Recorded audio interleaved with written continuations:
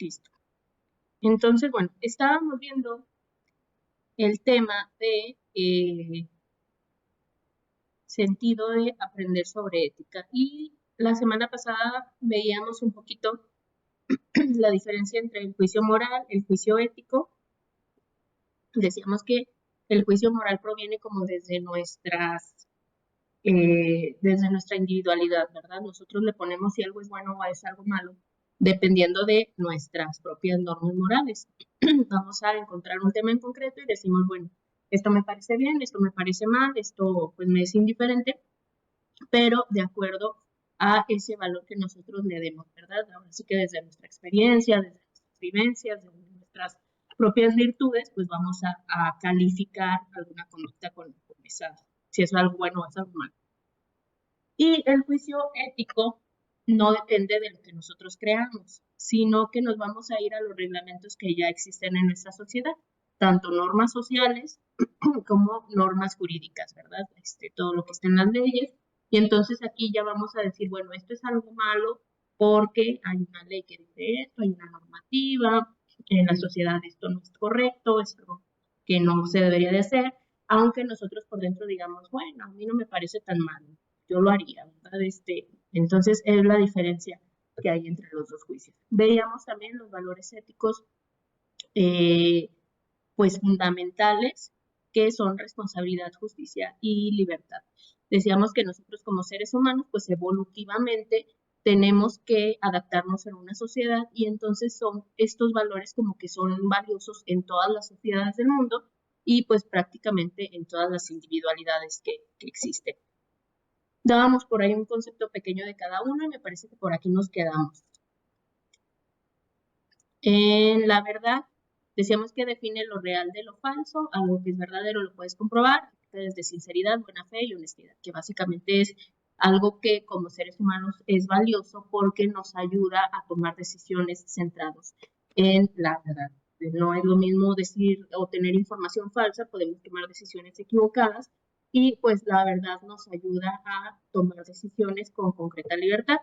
La responsabilidad son las facultades humanas para asumir consecuencias de los actos y cumplir las obligaciones contraídas, ¿verdad? Todo lo que nos obligamos, llámese contratos o obligaciones que tenemos por medio de la ley, el hecho de cumplirlas sin la necesidad de que nos estén,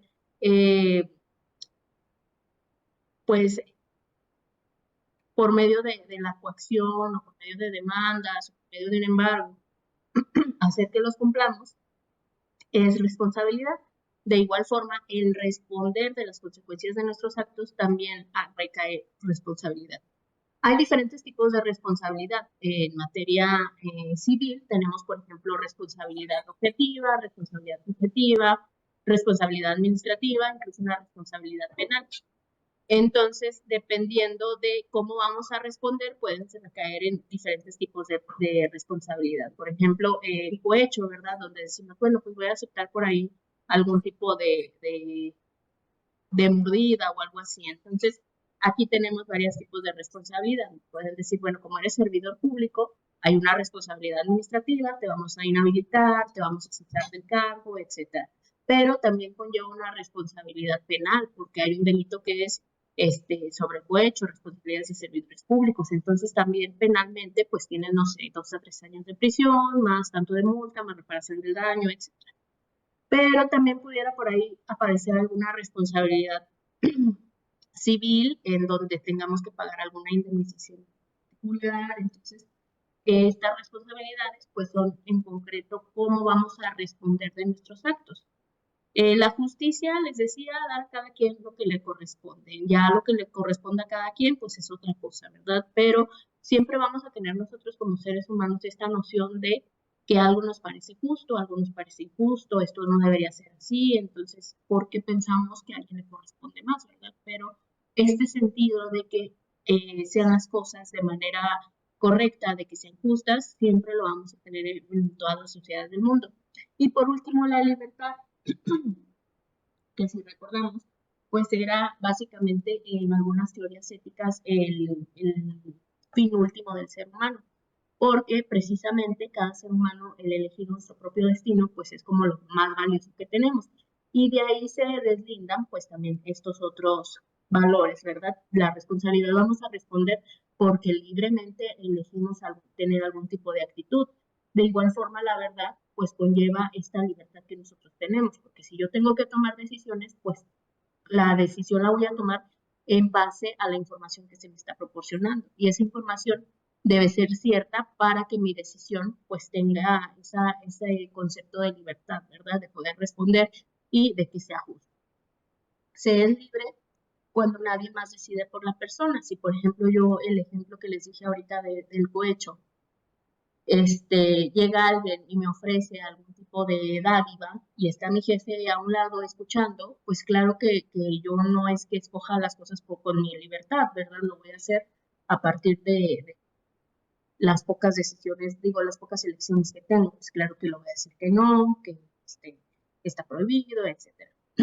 Pero sí, si lo hacemos ya centrándonos y diciendo, no lo voy a hacer porque está mal, porque no quiero asumir con esas consecuencias, si me despiden, pues lo poquito mucho que me den, la verdad no va a cubrir lo de mi salario, y además pues está moralmente mal visto, yo me sentiría mal si lo hago, no es algo honesto, entonces no lo voy a hacer, pues ahí existe más libertad, porque la decisión la estamos tomando con base a nuestros razonamientos y con base a nuestra propia moralidad.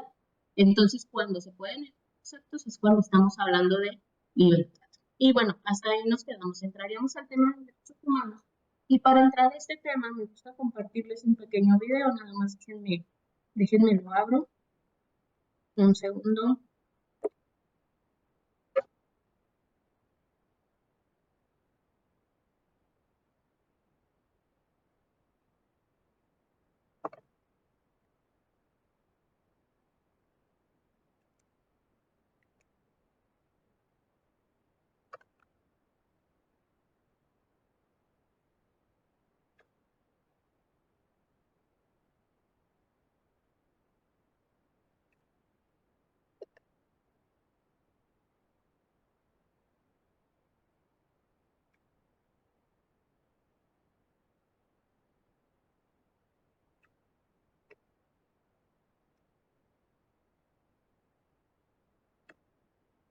Ok, bueno, yo voy a compartir este pequeño video que me gusta iniciar el tema porque, pues precisamente hace como un análisis muy resumido y nos da una noción pues del tema que vamos a entrar a ver. Entonces, vamos a ver qué son los derechos humanos. ¿Se escucha el video? No se escucha nada. I don't even know how to give that a definition. I would probably have to do a little bit of homework or something. Any right that I think just as a normal, human, The rights that humans have. Oh, that's a very large debate. Menneskerettigheder kan betyde mange ting. Tú le puedes preguntar a 20 personas y te van a dar 20 diferentes opiniones. Non saprei, è una domanda complicatissima. We just take them for granted that they're there, but we don't even consider what they are.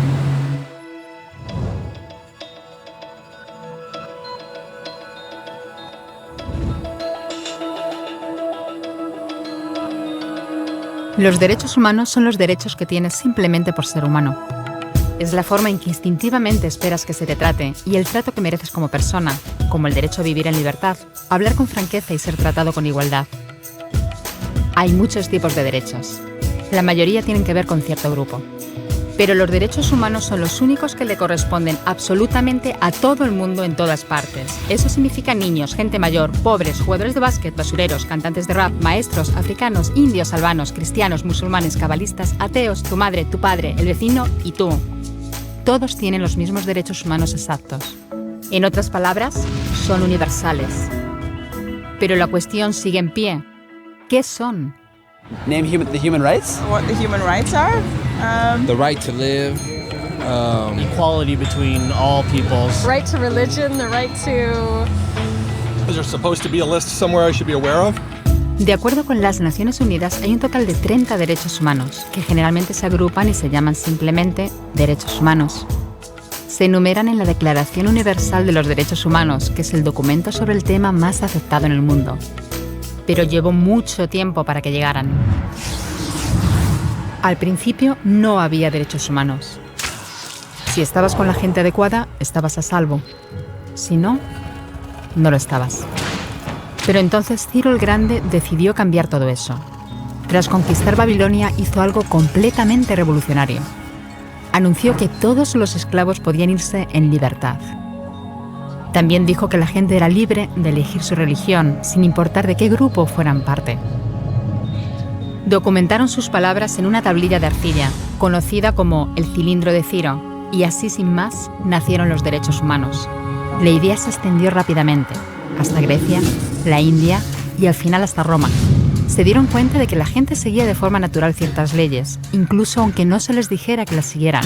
Llamaron a esto derecho natural, pero siguió siendo pisoteado por quienes se encontraban en el poder. No fue hasta 1000 años más tarde en Inglaterra donde finalmente hicieron que el rey estuviera de acuerdo en que nadie podía invalidar los derechos de la gente, ni siquiera un rey. Los derechos de la gente fueron finalmente reconocidos y estaban ahora a salvo de los que estaban en el poder.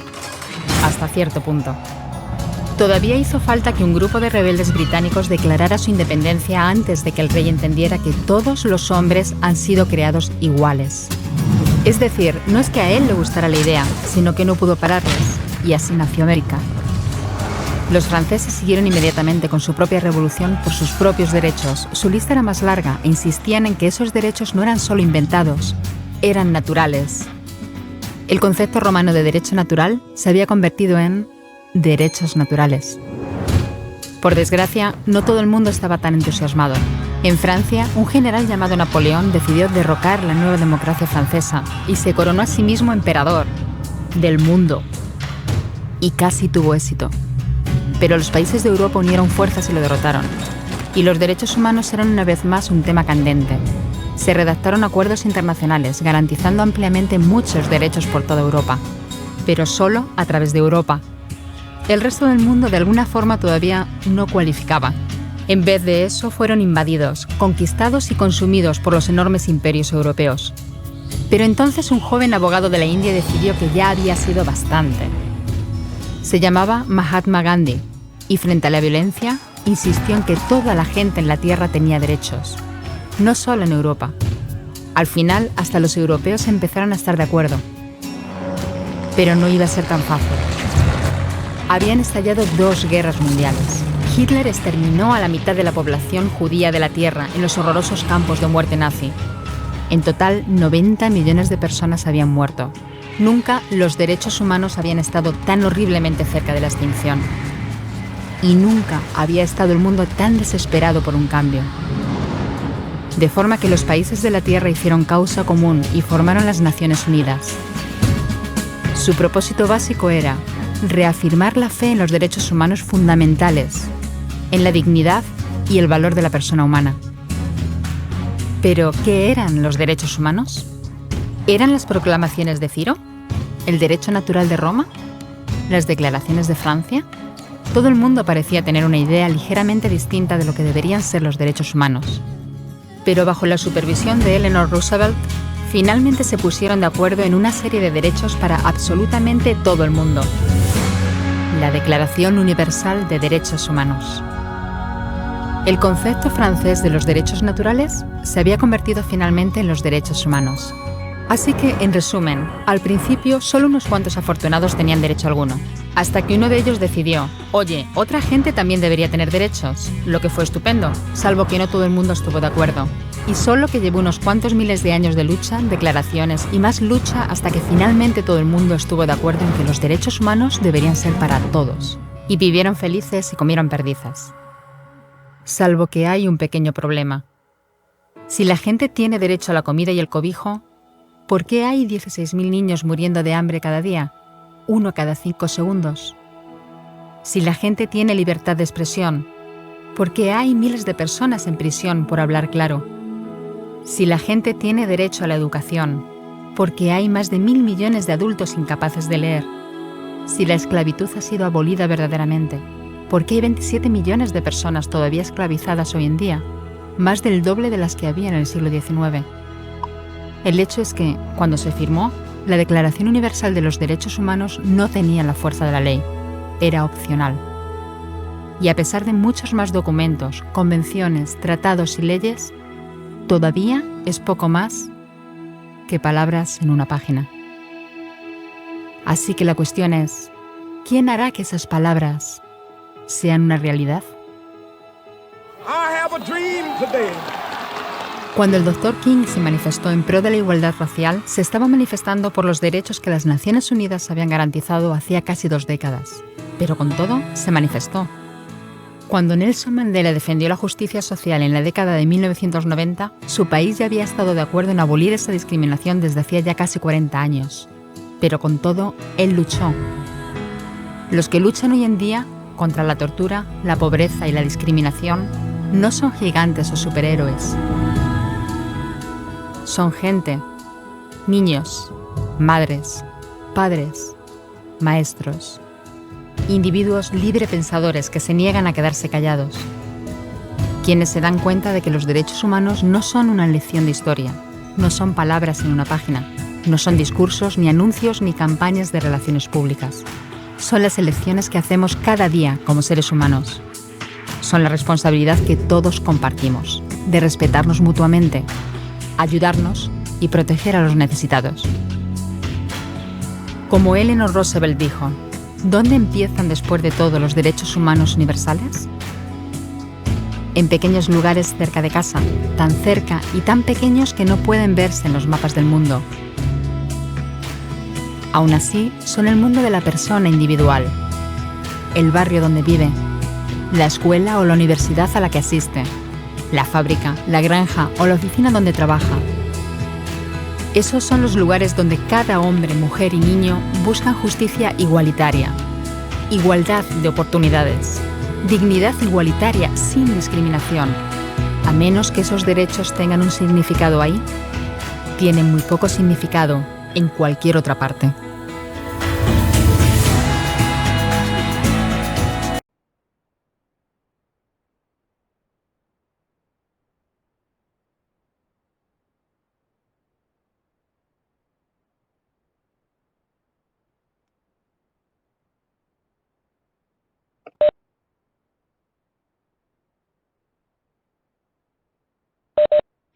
Ok. Bueno, me gusta compartirles ese video porque como vemos viene pues la parte muy completa del tema de derechos humanos. Bueno, viene un poquito ahí la historia, muy resumida, claro, pero pues a final de cuentas nos podemos dar una idea de toda esta evolución de los derechos humanos. Si vemos en un principio, nos dice, al principio no había derechos humanos, solo pues quienes estaban con la gente correcta tenían derechos. Y pues si vemos las primeras civilizaciones, básicamente así era como se manejaban los derechos humanos. Nosotros estamos cerca de algún rey, algún faraón, éramos parte de la clase privilegiada, por ejemplo, en Roma, de los patricios. Pues entonces sí teníamos derechos porque simplemente en el derecho romano, si no pertenecíamos a esa clase, pues ni siquiera teníamos forma de acceder a la propiedad, por ejemplo.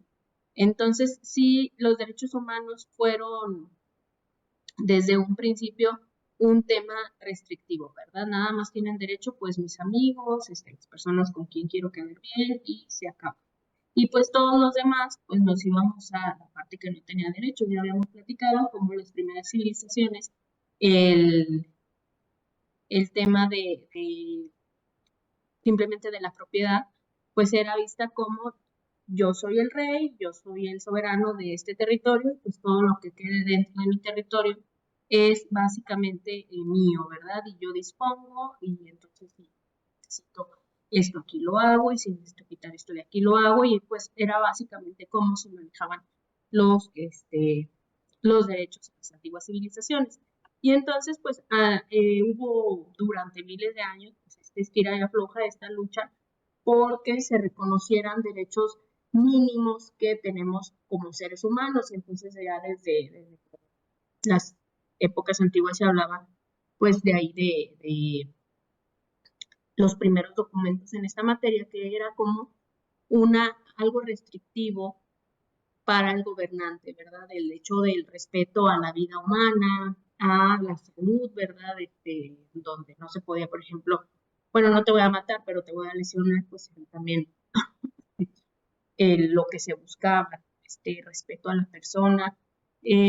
Fueron varias primeras libertades que se buscaban y entonces los derechos humanos luego los encontramos como con esta clasificación de derechos en generaciones. Denme un segundo.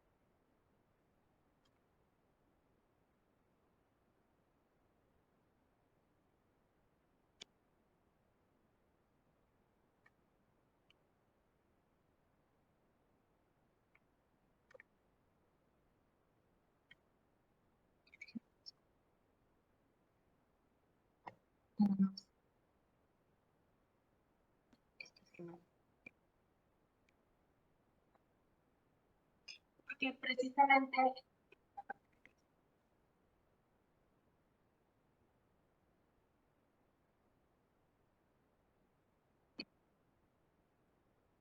los derechos, o la primera generación de derechos humanos que podríamos llamar derechos civiles, políticos, son derechos individuales.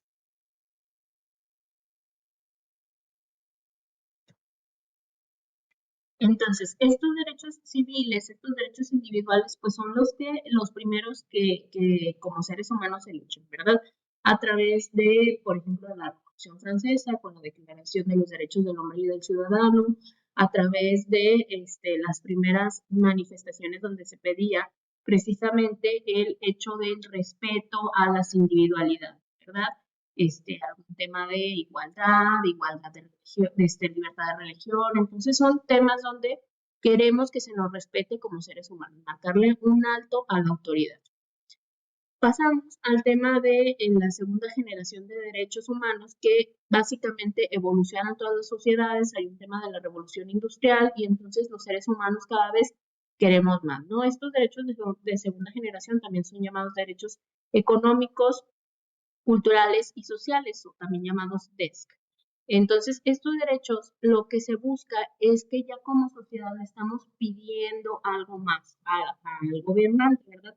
No lo vamos a limitarlo, sino ahora sí dar algo más. Y entonces le pedimos, por ejemplo, derecho a la educación, derecho a la salud, pero no nada más en la forma de que no me golpee, sino que pone un hospital. Y estos derechos, pues los tiene que cumplir cada gobernante de acuerdo a su propia economía.